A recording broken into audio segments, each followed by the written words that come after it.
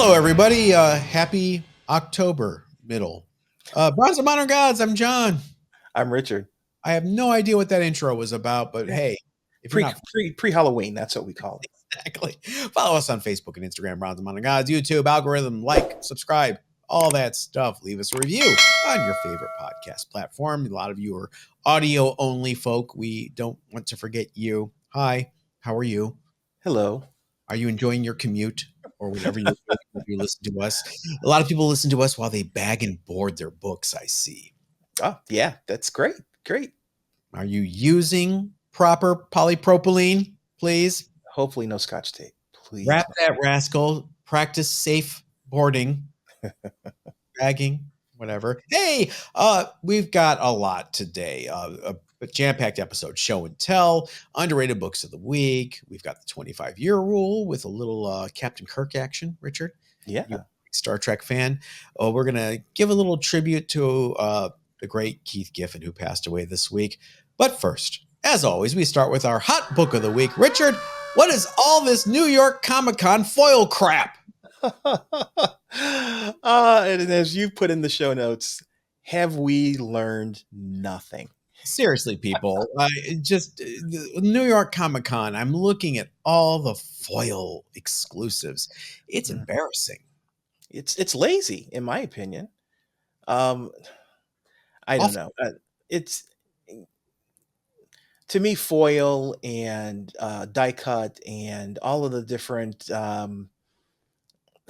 techniques that people use to sell the same book a second time are, like I said, a little lazy. I'd much rather have seen a different, unique cover, something that was more expressive of New York. Maybe it's for the New York Comic Con. What about having Statue of Liberty on the cover or something like that? I don't know. It just here is classic cover A, now on foil. Ooh, or here is cover swipe homage A on foil. Oh, grow up. No, spend more time. I don't mind paying extra money, for the same book again. I am notorious for buying covers that I like, even if I already have that particular issue. I just want something unique and relevant and exciting. This stuff just doesn't seem to be that. I don't know if the industry itself has just tuned out to what people really want and are just trying to push numbers in terms of copies, out the door. Yes. Yeah, it's a shame. There's so many opportunities for people to be so much more unique and expressive with covers, given that the artists have the ability to turn them around much faster, and I think we seem to be squandering all the digital advantages that we have for things like foil covers and ASM 300 homages. Let's come up with something unique, people, please. It's creative bankruptcy. It is marketing and sales tail wagging creative the dog. Yep. And I'm over it. So there's your hot book of the week. Enjoy it. It reminds me of the auto industry in the 90s when the bean counters ran everything and the engineers were, you got the K car and things like that. And the auto industry suffered, and that turned around with Toyota. And we just need to regain that creative control over comics and the distribution of comics. I don't think that's ever going to happen, but it's a nice thought. Luckily, the music industry has never fallen prey to bean counters or accountants. No, never. Let's move on. Well, I guess you guys all know at this point the sad news that we lost a legend this week, Keith Giffen, writer, artist, primarily artist, I would think, Richard, from our era, right? But he was a writer. I mean, the guy spent the latter half of his career since the 80s plotting and being part of the writing for all the books he was on. But it's sad. By the way, I'm putting it on the screen now. When he passed away, he must have scheduled this post on Instagram and Facebook. It is a legendary post. If you see that, what a way. I mean, if I knew I was going, I'd schedule something like that too. At least I don't have to go to New York Comic Con. and deal with foil variant covers exclusively.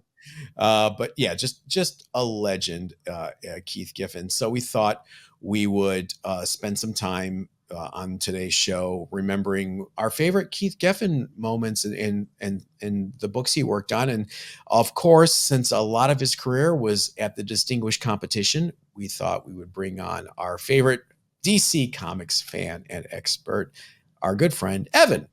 Evan, how are you? Good. How are you guys? We're good. it's a little bit of a bummer. This one stung a little bit. Yep.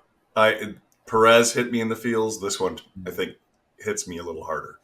Yeah, I guess I was a George Perez fan, but I wasn't a Perez fan like I was a Keith Giffen fan. But we'll just do a little round robin and we'll just do it clockwise like we're here on the screen. Richard, start off. What memories do you have about Keith Giffen? Well, Keith was responsible for Lobo in Omega Man #3. Lobo is one of my, me. I love anti-heroes and I love difficult problem children, and Lobo was the DC version of Wolverine in my mind. And to think out of the box and do that, I thought was pretty amazing. He did Ambush Bug, and did either of you read Ambush Bug? I Oh have yeah. them all. Every limited series, I got them all. Yep, which is to me a great series. He also, I'm a big Legion fan. He did Legions from the late '80s to the early '90s, and Great he Darkness had Saga. right. He had some controversy, which I think John's going to touch on, but no, he was one of those staples of that era. Ambush Bug was great. First of all, big ups to Cheeks, the Wonder Doll. I miss you, Cheeks.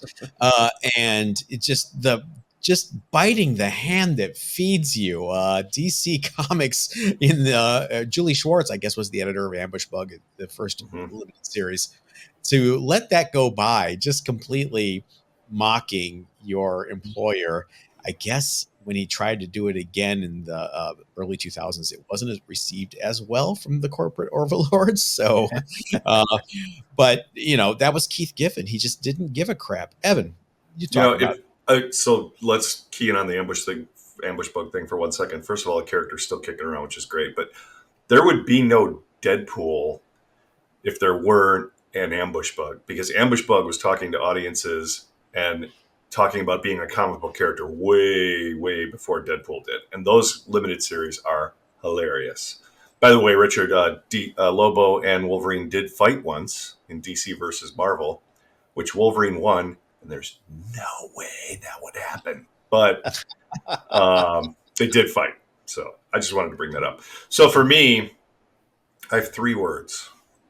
Blah, ha, ha. The Blah, ha, ha Justice League run is still, to this day, one of my favorite runs. It gave us the blue and gold.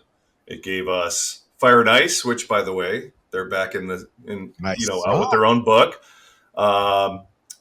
Max Lord and Martian Manhunter. We found out about his love of cookies and be specific, the Oreos. Chocobos, they're called in the book, or whatever they are. They have their own little weird name. Okay.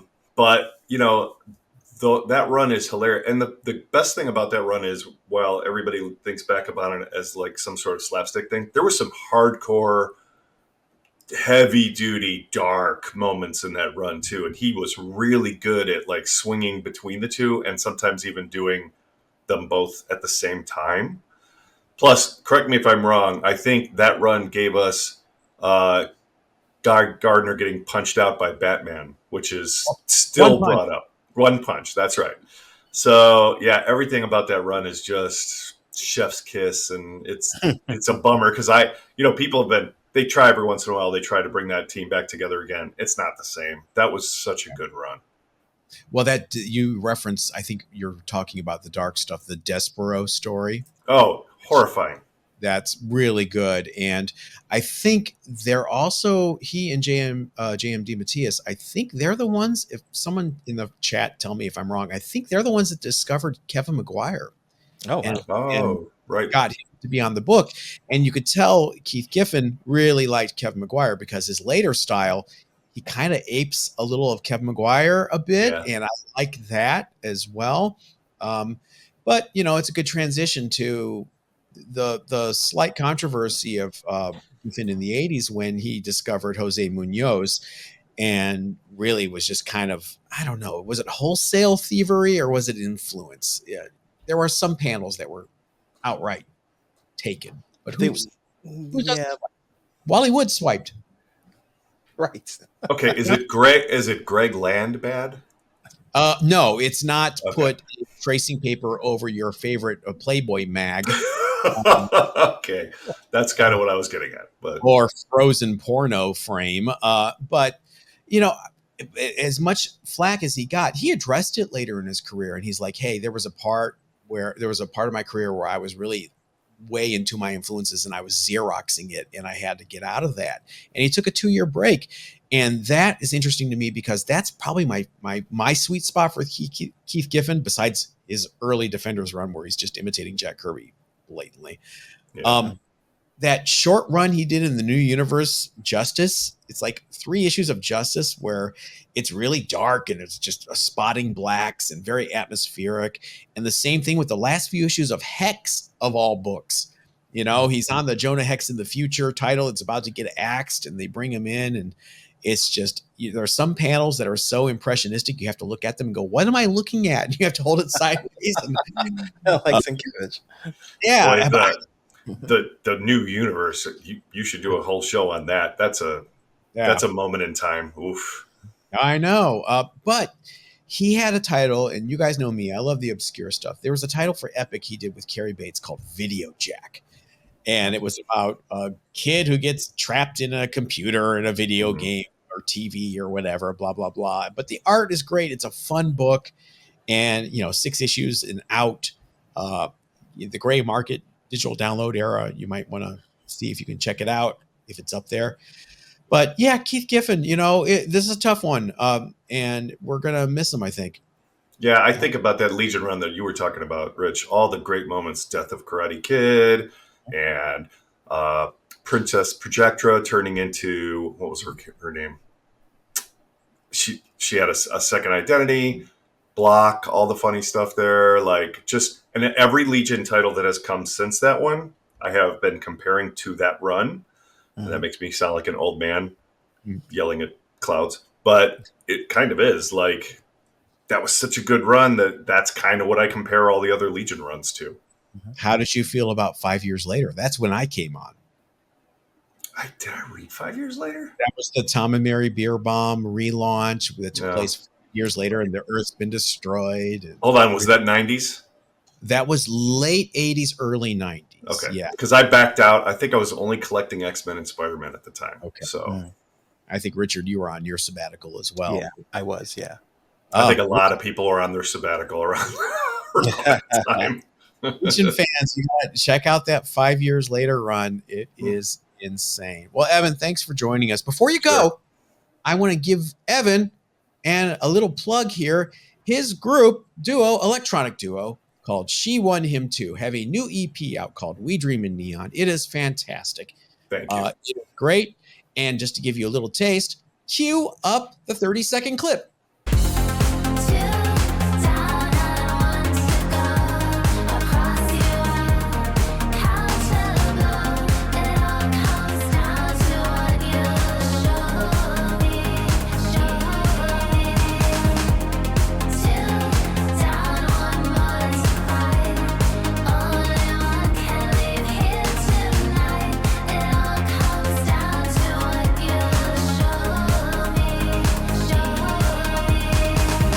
Oh, that is Overdrive from She Won Him Too. Available on all streaming platforms, YouTube, wherever you consume digital bits and bobs.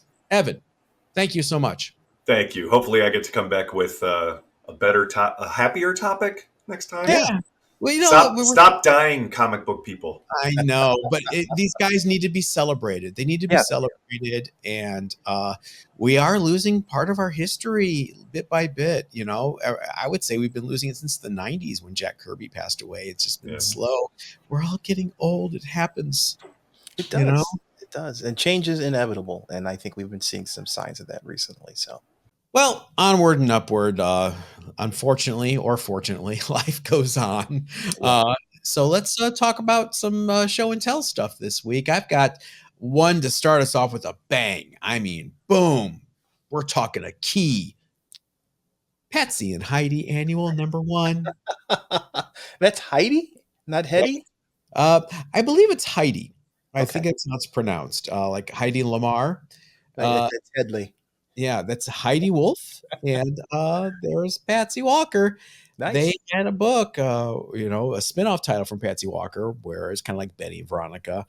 And this is the annual with your favorite, Richard, the 1963 annuals with a rainbow color. I've got one of those coming up later too. At least they were consistent in 1963. Every annual. I don't know if that was Stan Goldberg colored a lot of those Silver Age Marvels. I don't know if that was his idea or if he was ordered to do that by Stan Lee or Martin Goodman, the publisher. But I've always wondered why they have every annual like that. It makes everyone looks like a circus tent. I mean, it's just don't care for it. Yeah, it's. I bought this. Gosh, I can't even read the sticker. I bought this at a live sale a couple years ago. And they had it as a 5.5, but man, this is the nicest 5.5, unless I'm missing something on the back cover. Yeah, it's gorgeous. Yeah, I will. It has, just in case, because I know all you guys are wondering when you see me bring these books out. Yes, it has all the paper dolls intact. So that is a question that it's on everyone's lips, John. Yes. Stop worrying, guys. All right. What's your first book? My first one is I have a couple copies of this, and this is just a book that whenever I see it, I always pick it up. It's Usagi Yojimbo #10. This is the retail exclusive. Did you get the foil variant from NYCC? No, I did not. Oh, do you want it? No, I do not. Oh, I'm this is the Peach Momoko cover. 200 copies were produced for. I believe this was for STCC. A couple of years ago. I can't remember which con it was. You can only get the book off of IDW's website. So it was during the pandemic. So that was the only place you could pick it up. Again, limited to 200 copies, sold out instantly. And the copies were peaked at around $500 for Raws. I mean, for a while they were really nuts. Right now they settled more down to the around $100, $70, depending on. You're bearing the lead. Who drew it? Oh yeah, Peach Momoko. Is that Peach Momoko? Yeah. Oh, okay. Sorry, I'm misreading your notes. I'm one ahead of you. Oh, sorry. No, it's a great. Peach does. Some of her stuff I don't really care for. She does samurai work. Being a native Japanese, I can understand. Her samurai covers are always exemplary and of that clean style. So whenever I see these, I pick them up because limited to 200. It is an artificial limit, but still it is a hard to come by comic. Wait until Bucky's Books finds 85 of them in the box. Yeah. Hi, Bucky. My next book is going back to Atlas Comics, the 1950s Marvel comics. It is Speed Carter Spaceman #3 with an awesome Bill Everett cover with a giant. He's not Godzilla. Come on. That's not Godzilla. Shh. Yeah. Don't accuse dinosaur. Let's call him a giant dinosaur in the cover. Don't accuse Atlas of swiping anything. How dare you? But yeah, it's one of those tougher, obscure Atlas titles. I keep waiting for someone to revive Speed Carter in Marvel books. I wonder if they ever have. But you've got, little frozen reptile on a planet there. Science fiction tales of men in space. So there you go. I haven't pressed this yet. Breaking news. All right, what's your next book? Yeah, I'm sorry. I went out of order on the notes. There's an Instagrammer out there goes by the name of Mr. Longshort, and I follow his feed because he always has really cool books, and he just does this. His stream is just full of books that he finds on eBay and the price. Came across this book, and I had never seen it before. It is Idolized #1. This is a Art Adams cover, and this is the retailer exclusive. It's and it's got a crowd with a woman standing in it's the typical Art Adams woman, just like Adam Hughes draws the same woman over and over again, or um, uh, J. Scott Campbell. There's a certain character that all these people draw. But this is the retailer exclusive, and it's in black and white. There is a colorized version of this, which goes for about $8, $9. It's from 2012. It's from Aspen Comics. This Ass color, in. this book goes for around. I picked this one up for about $75, Hmm. and it's. I picked it up because it seems to be a rare book. There's this copy that I saw of the retailer exclusive, and there was one other copy available on eBay right now from England, which shipping is $35. So it kind of throws it out of the category. But I love Art Adams, and this I hadn't seen this particular cover again before. This is also, we talked about lazy covers. Take a colorized version and just make it black and white, and we'll just slap it on to Yeah. a smaller print run. But I like it, and that's in my collection. I love you picked it up because it was, obscure and cheap. That's why you picked it up. You didn't pick it up because of the cover showing a scantily clad woman in a provocative pose. Because you're not Oh, is that? I never noticed that. Yeah, I mean, let's show that again. What kind of freak show are you? Oh, Well, if you notice at the bottom, it's framed like it's yeah, an art yeah, proof. whatever. Disgusting. It is serious art. Get And that matter out.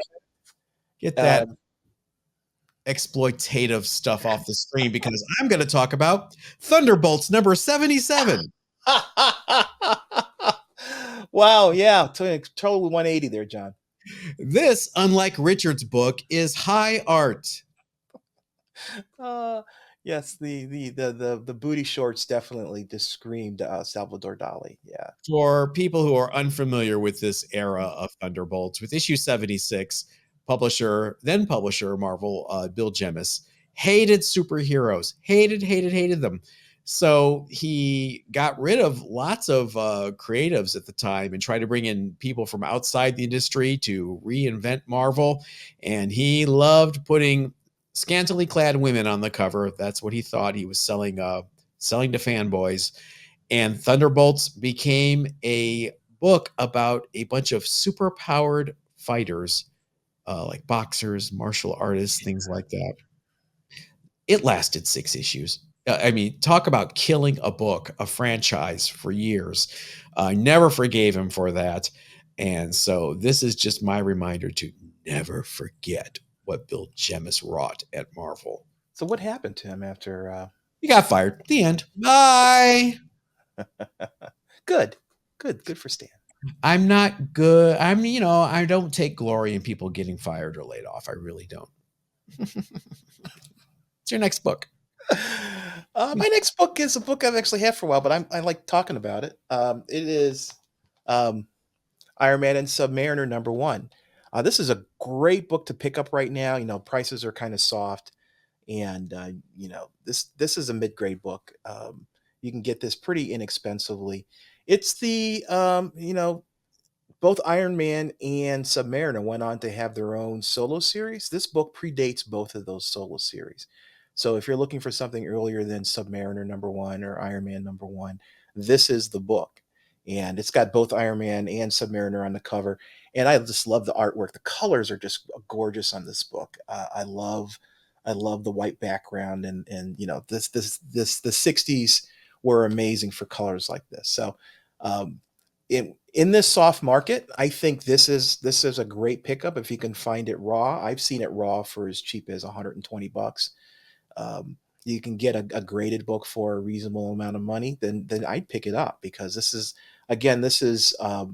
book predates both of those those series. and I think it's just an amazing book. Keep that up for a second. The story behind this book, the reason why it exists as a one-shot, why it's a special once-in-a-lifetime issue. Submariner was in Tales to Astonish with the Hulk. Captain America was in Tales to Suspense with Iron Man there. And when the decision was made to give all 4 characters their own books, starting with May 1968, there was an extra story already in the drawer for Iron Man and Submariner for those split books. So they had to publish them somewhere because it was in continuity. They couldn't just go, to issue 1 with a full-length story with those already. And instead of expanding those 2 stories, they just threw them together in this one shot. That's why that book exists. No, it's amazing. I love it. Yeah. I'm just looking at the artist for the cover, Bill Everett. It's Gene Colan and Bill Everett. Mm-hmm. Yep. Amazing cover. Speaking of amazing covers, I was kidding earlier when I said I was going to start off with a big grail. Nope, I saved it for last. I got this in the mail this week. Hello. Yeah, beautiful. It is New Gods #1, 9.6 white pages. I got it on an Instagram live sale. Got a little. I'm not going to call out the dealer. It's just a lesson for you guys. Don't get caught up in the fact that it's a live sale. The dealer had this priced at $700. He then said he was accepting $700. Then he said he was accepting offers for $650 for it. Mm-hmm. Now, I was ready to pull the trigger at $650. I was ready. But first, I went on GPA and I looked. Last few GPA sales for this book at a 9.6 were around $570, $550. Wow. So I offered $550 and it was accepted. So just don't get caught up. I know live sales are fun, but do your due diligence first. You feel like you're going to miss out. Someone's going to grab it before you. I would rather have missed out on this than overpay for it. Yeah, John's talking about gpanalysis.com. It's a website that tracks sales of comics for eBay and some auction houses. It's a paid for service, but it's one of those things I pay for, like I pay for cable. It's a necessity because you can look up the prices, the trends, things like that on that website. Best $10.99 a month I've spent in my career. But this is great. Couple of issues when I opened it. It's got a long vertical scuff. Oh yeah, down here, and I don't know if you can see through the bag or anything, but it's got really bad Newton rings around here. And so I'm going to try to remove those. And when I do, I promise you guys, I will make a video. I promise you. I have scuff. I bought some product to remove scuffs from plastic, and it's a 3-stage process with different. I'm assuming heat or abrasives in the liquids. I need to try that because I've got a couple books that has some scuffs on it, but I've been too chicken to try it on anything big. Yeah, if it's like an Invaders #1 slab 7.0 that you didn't expect, why not? Yeah, I'm going to give it a shot. Yeah. What else you got? What's your last one? My last one is a book we've talked about here recently, and it is X-Men 134. This is deep in the heart of the Dark Phoenix saga on X-Men. You've got a beautiful John Byrne cover. It's Phoenix as the Black Queen with a big flame phoenix rising behind her. This is one of my favorite storylines from the X-Men, the whole Dark Phoenix saga, and this is a great book because you got like things like the Black King, and you've got this is the issue after 133 where Wolverine goes ham on a bunch of lackeys. It's like I said, it's in the heart of the action of the storyline, and it's getting to be a harder and harder book to get. This is a 9.4 white pages. This is a higher grade book. I recommend if you can find these, and you can still find them. You find them in the $25, $50 box in a lot of dealers. Take a look at the condition, pick it up because the higher grade ones are starting to become harder and harder to find. Can you hold that up for a second? Can you believe this was a time I'm not counting Kitty Pryde yet. And I don't believe Banshee is still on the team there. This No. is kind of like SNL. Look, there are only 5 X-Men back then. Like in the 80s on SNL, there were only like 7 or 8 cast members. Now there's 32 or a ridiculous Oh, number. yeah. Yeah, and I just noticed is like that's kind of an homage to X-Men 100 where Professor Yeah, X is standing and the 2 groups are yeah, about to fight. yeah. Uh, yeah. Yep, this is great. It's newsstand too. You got But to know the characters better because there were fewer of them. you're absolutely right. It's like, when the Legion had a smaller group of characters, you got to know them more involved and more detailed, and then it exploded, and there was 50 different Legion characters all vying for a panel in the comic book. Oh, So yeah. yeah, this was a good time, and all of the characters in the X-Men. You had Storm, um, you had force me. I ran down the trap of making me Nightcrawler. name them all. Colossus, Cyclops. You had Kurt, who was Nightcrawler, and Wolverine. Angel was out. Yeah, Angel was out at this Banshee point. was out. Yeah. Was it just them? Who else? Who am I And missing? Wolverine, of course. Wolverine. Duh, Wolverine. Yeah. 5 people. 5 people, that small team. Professor X wasn't even with them at the time. Could you count Jean Grey at that point as a full-time member? I think she was at that point. She just wasn't in the corner box. Yeah, she was a member. She fell on the influence of Mastermind there, and kind of lost Yeah. control of herself. But great time to be an X-Men fan. Absolutely.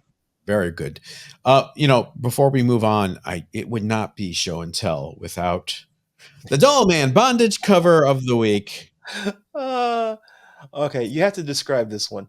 This is Feature Comics number 79 with our hero trussed up as always in looks like chains. He's got Wow. mantle around his neck, around his feet, around his wrists, while a knife is hanging from a rope with a candle that is lit, slowly dripping.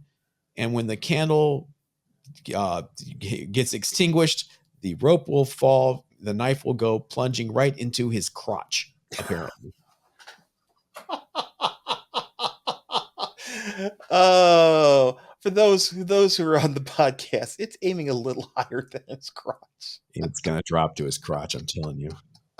Look where the wax is dripping. That is hard They to take know what they're away. doing. They do know what they're doing. Come on, you guys. It's for the person in the comments who likes to I don't think they were being sexual with those doll men. Of course they were.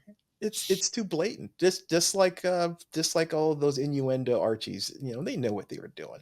If you don't think so, you need to get out some more. But until you do, let's do something called Viewer Mail. You've got mail. My first piece of viewer mail comes from our email at bronzeofmoderngods@gmail.com from our friend Peter Eddy. This is fresh from the floor of New York Comic Con. He was so excited, he had to email us right from the convention floor. Good morning, guys. I just wanted to share these images with you from NYCC. They show all the new CBCS labels. Yeah. Thanks for all you guys do, Peter. It's true. CBCS announced there are new labels. Richard, what do we think of these? I'm a kind of.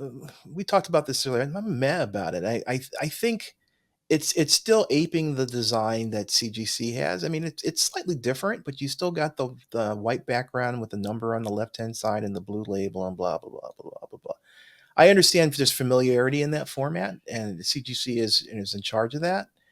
But I really think it's time for one of these other grading houses to spend some big bucks, bring in someone who's in charge, who understands branding, and really redo their whole concept of labels. It's time to stop being just another format that is similar to what CGC has. It's time to lead the industry and put together a label and a website that provides unique information about these books. Pluses. I can read the grade now. Yes, you can. Unless it's a 10, because that 10 is kind of hard to read. But you're just going to have to assume if it's gold foil. That was going to be one of my pluses, using gold foil for the 9.9 or the 10. Mhm. Um, I don't see them here, and I don't know what the answer is. Maybe they'll announce this, or they have announced this. One of the biggest bugaboos for me about CBCS was the restored label is the same color as Mm.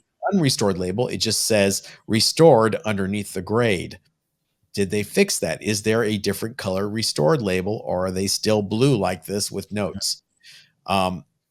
You guys get a C plus for effort.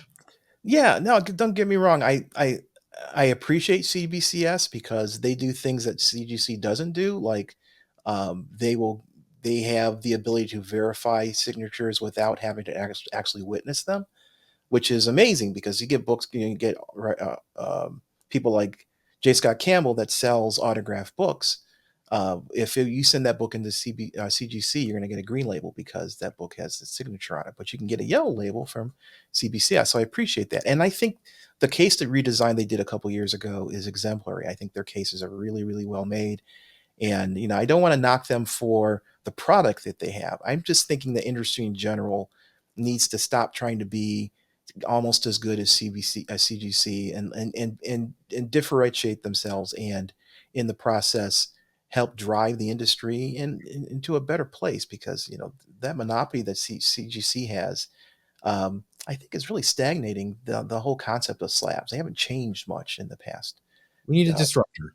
yes, absolutely. I totally support a disruptor. We need a disruptor. All right. What's your first piece of viewer mail? My first piece of viewer mail is from YouTube commenter David McPherson 770. Actually, Richard, one of the major reasons we're talking about Evel Knievel, pulled the licensing was because Evel Knievel attacked a reporter with a bat and went to jail. To replace him, Ideal created Team America, which Marvel published for 12 issues. I didn't. I was a kid. I didn't know he did. Did you know? Did you know that? I I don't recall hearing this story before. It doesn't surprise me. He had issues. He did. He was a man who had issues. I think his career choice proves that. But oh wow, thank you so much. I love our audience and how knowledgeable they are. I do remember Team America. I remember. I have loved Team America when I was a kid. I Yeah. loved the comic. The Marauder.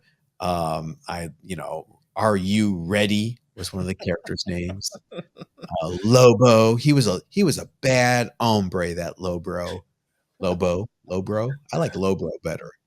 Yeah, Yeah. that's Then you Tom. had the white guy. I forget. Oh man, yeah, it brings back a lot of memories. Thank you so much. My next piece of viewer mail comes from Thunder God, who rightly calls me onto the carpet. Wait. We're talking about Savage Sword of Conan #1, which we discussed last week. There's a red-headed bikini babe wielding a sword on a Conan cover, and it didn't occur to you that it was Red Sonja? Really?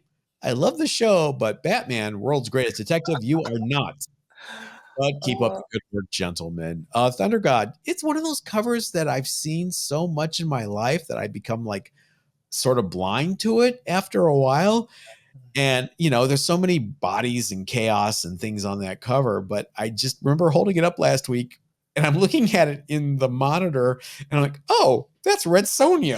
I just never connected to me before. yeah, yeah, it's never called out, and it is a busy cover, and I'll use that excuse. But your mind's eye doesn't pick everything out. Just like for the X-Men 134, I just noticed, hey, that cover really is a copy of Yeah. X-Men 100 with the two teams facing each other. And I've you seen have to, both those covers a gazillion times. and you have to remember, I'm 87 years old, so give me He a break. is. He is. What is your next piece of viewer mail? My next piece of viewer mail is from a fellow YouTuber, Jondo297. Okay, this is such a creative idea. I love it. Wish someone with that is mega rich in the community would get fingerprints on their grader notes, then get mad enough to sue CGC and subpoena the workers' prints. Seriously. I That is awesome. I should crack one of my slabs open that came back and demand hire a private detective and dust it for prints. It doesn't Yeah, match mine. that's a brilliant idea. Such a brilliant idea. Let's bring forensics into this and prove that it was actually somebody, because that would change the whole narrative, right? The CGC could not. And oh boy, and then there's all those books out there that if this was true, that were already graded with fingerprints that would come into suspect of it's awesome idea. I love it. I love it. I love it.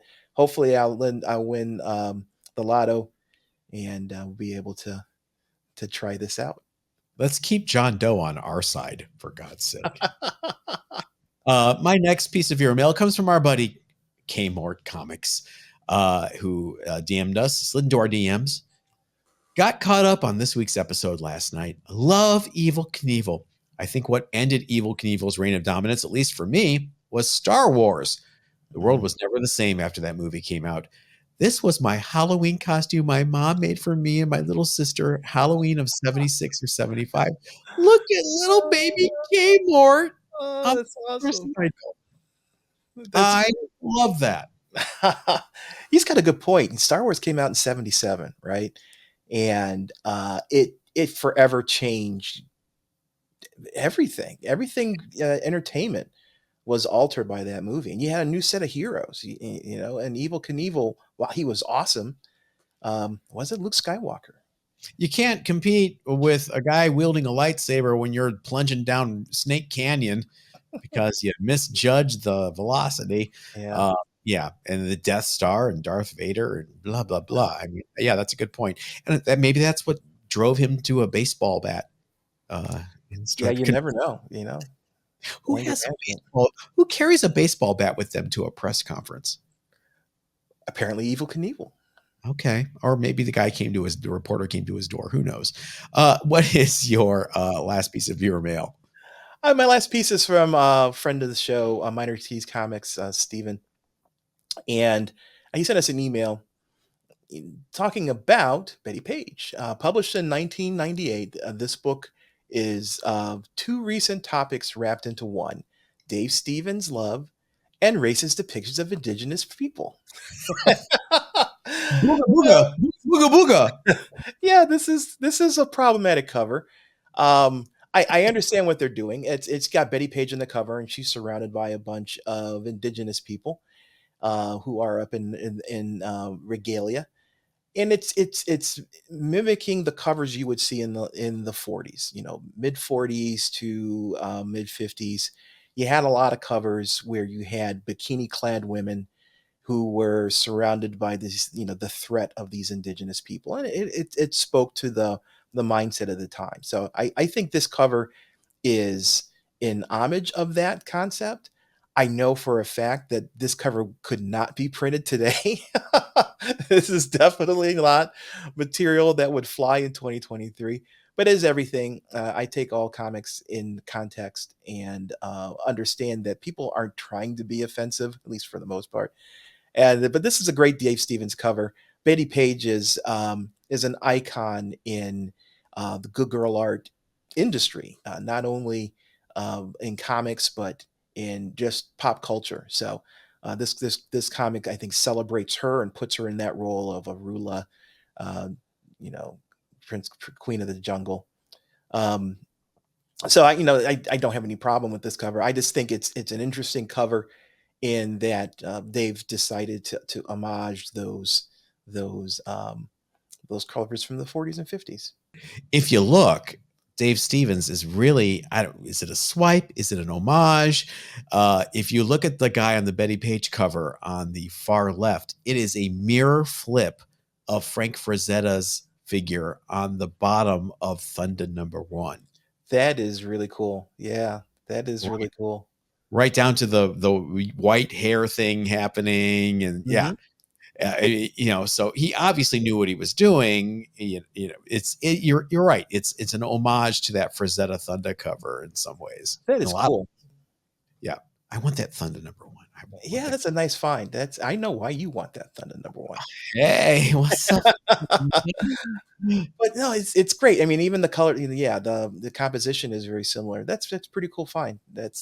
Yeah, Dave knows his stuff, and his art style really falls into that Beatty Page pinup girl style, and he really plays it to the full on this particular cover, as he does on a lot of the covers that he did.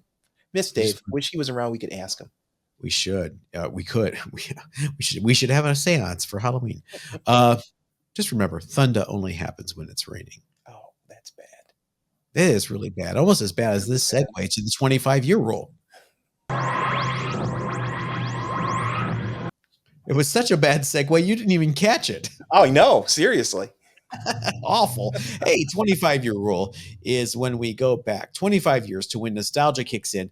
Did you see the clip of Pete Davidson making the rounds this week when he was on Jimmy Fallon talking about how he collects sealed VHSs? No, I didn't. As part of describing it, he described how 20 years after you grow up, you start getting nostalgia for things. He explained the 25-year rule, but he got it wrong by 5 years. But Yeah, thank you. he's young. He hasn't been alive 20 years. I know. This week, we have a book that I don't know if you even know exists, Richard. It's called Star Trek Untold Voyages #1. Nope, this is new to me. This was one of the many movie tie-ins with Paramount Studios that began in 1996 with Marvel, and they included many Star Trek-related titles. Star Trek meets the X-Men. Star Trek does, Academy. Star Trek goes to, I don't know. I'm blanking. But there was a billion Star Trek-related titles. Untold Voyages took place between Star Trek the movie and Star Trek The Wrath of Khan. Took place during their second 5-year mission. Boy, these guys are devoted. You want to go for another 5-year mission on that thing? The first one was so good. I know. Lots of green-skinned women out there. Unfortunately, this came near the end of the agreement with Paramount and Marvel and only lasted 5 issues before the Star Trek license was yanked, yoink, and it went over to Wildstorm Comics. Very affordable series on eBay. Someone just snagged that entire 5-issue run for a whopping $2.99 on eBay. That's $2.99. There is one single CGC 9.8 sale on GPA from back in 2020 for a whopping $39, Richard. Wow, that's not even covering the cost of the grading. I'm of two minds with Star Trek books. I love the franchise Star Trek, and I grew up in watching the original series. They call it TOS, the original Star Trek, the original series. It was just Star Trek because there was nothing else. And Kirk was that archetypal hero character. So I get it. I get why Marvel would think it would be successful. It just never really gelled as a comic. All the different iterations I can think of Star Trek, they just were not really popular. Unlike Star Wars, you could make a Star Wars book and be able to build a following. Star Trek just never really seemed to click. How do you feel about them? I don't know. Just look at that action-packed cover with Kirk has it looks like they're leaning to the left. That's what it looks like to me. It doesn't look like action. It's more of the ship is tilting. We need to balance ourselves. When has James Tiberius Kirk ever had a 6-pack? This guy, he had a middle-aged spread when he was in his 20s. Yeah. This is And let's give it up for Uhura, who I didn't even see on the cover at first. She's all the way over at the right behind Sulu. Oh my God. Yeah. She's half of her face is on the cover. That's pretty. She made the cover. And, look at Scotty over at the far left. Yeah. Whatever danger they're facing, he's excited about it. He's happy. Yeah. You know what? I don't even. This is definitely not a book I would have bought. The original Star Trek comic series, I like for the nostalgia part. The stories are okay. It's just never something that I think really caught on. At least it never caught on with me. Maybe I should qualify things and say it never really caught on with me, which is surprising because Star Trek has always been a series that has been a part of my childhood. It bored me to tears. It would be on WUAB channel 43, and I'd be like, "Oh, where's that let me get up and change that channel. Part of it is, they insisted on the pacifist theme for the most part. It was a future where violence was on its way out, of course, until the Dominion War. But I think that's the main difference between Star Trek and Star Wars. Is Star Trek was more about exploration and finding peaceful solutions to problems, where Star Wars is about lightsabers and cutting things in half. And I think most teenage boys, and we're leaning towards the latter. Slice. Moving on to our underrated books of the week. Richard, we've talked about this one before, but I could not remember, and I tried to look through our show notes to see, and I couldn't find anything. I thought I don't believe you. Our show notes are a shambles. There's no definitive archive. Yeah. This is Strange Tales Annual number 2 from 1963, and this is the 4th appearance of Spider-Man. It's when the earlier appearances of Spider-Man, which was Amazing Fantasy 15, Spider-Man number 1, Amazing Spider-Man number 2, they're starting to get to be priced out of the average person's, well, not starting to be, for the most part, they are priced out of the average collector. And try buying an Amazing Fantasy 15, anymore for under 15 grand, and see how lucky you are. So this is the 4th appearance, and it's pretty reasonable in cost. Now, if you look at the cover, this is one of those 1963 annuals with the circus tent, multiple color trade dress on it, which just makes me shudder every time I see it. And it's got that early Spider-Man anatomy, where Spider-Man has got this strange pose that is completely impossible from a medical standpoint, but hey, it's where he is. This book you can find Raws for as little as $200. It's definitely within the reach. There's a high sale. The last high sale was in 2021, back in the comic boom, for $16,800 for a 9.6. That was the most recent high sale. There is a 9.8. There is a solitary 9.8 on the census. Wow. There's 822 books on the census. That 9.8 sold for $25,000 way back in 2007. So I can't imagine what it would go for. That's a $100K book now. Easy. Absolutely. Just because you can't find 9.8s in a book from 1963. It's especially an annual. They're large size and they're difficult to store. It's going to be a difficult thing. But I think it's a great, there are a lot of Spider-Man fans out there, obviously. And if you're looking at the history of Spider-Man and trying to collect those early books, I think this is a good place to start, because, it is as low or as early as a Spider-Man as you're going to get without paying, 4 figures, 5 figures for the book. Yeah. The cover, Jack Kirby cover, Jack was going to be nice. I wasn't going to say that. Yeah, Jack always had trouble drawing Spider-Man. He never really kind of got the look or feel right, even when Ditko was inking him. Mm-hmm.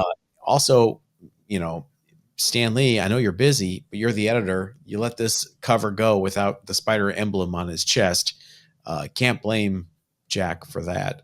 But I always snatch this book up when I see it in an affordable condition, and it is definitely still. I've been saying this book is underrated since 2000. It's still underrated. This is the 4th appearance of Spider-Man, you guys, after Amazing Fantasy 15, Spider-Man 1, Spider-Man 2. Here it is. Right. So get on it if you don't have one. My book is just as desirable, just as awesome. It is Dazzler, number 29. I picked this because of all the Taylor Swift Dazzler mania. I think this cover is probably one of the best in the run, because it is a very cool half photo cover, half Bill Sienkiewicz painting, where this hand is holding a copy of Dazzler's new album on vinyl. This album cover was later used as a giveaway to fans who pre-ordered the X-Men Apocalypse movie on DVD or Blu-ray while they were at San Diego Comic-Con. I've never physically seen one of these giveaways. This mid to late 20s run of Dazzler sports really impressive Bill Sienkiewicz covers. there's a run there from, I think, issue 25, 26 up to the early 30s where just this killer Bill Sienkiewicz covers one after another. I have to wonder, though, why Marvel and Jim Shooter were still all in on this comic book at this time. It was failing. It was reduced to bi-monthly status. It couldn't keep a steady creative team on hand to save its life. There was even an issue here where Jim Shooter had to write it himself because he couldn't find someone to write it. Someone somewhere believed in Dazzler. You can grab raws of this book on eBay for $3 to $6. There is one documented GPA sale for a CGC 9.8 way back in 2004 for an astounding $15. Oh, wow. Wow. Talk about not even making your slabbing fees. I know. I keep it just to keep my books warm for $15. It's probably an auction, and that's as high as it went. You know, somebody very true. And I'm sorry, go ahead. Somebody honored the auction. I think we're still talking about Dazzler. Dazzler's in the zeitgeist right now because of Taylor Swift. Yep. If the rumors ever come true, that's all anybody's going to talk about. So I hope you're comfortable in Dazzler. If Taylor Swift even makes a hint that is something that she's planning on doing, the general entertainment world will go crazy. I believe this cover was also referenced in the X-Men Apocalypse movie where Dazzler appears. I think they make a reference to. I've never seen X-Men Apocalypse. Have you? I don't think so. Oh, we're such bad fanboys. We're the worst. Oh, I didn't see the Fantastic. I saw the first Fantastic Four movie, and I refused to watch anymore. Nope. The minute I found out Galactus was a cloud, I was out. Yeah. Just like I'm out right now. Thanks, everybody. Thanks for following us on Facebook and Instagram at Bronze and Modern Gods. If you like us, hit subscribe, hit like, and we will catch you next time. Everyone, stay safe.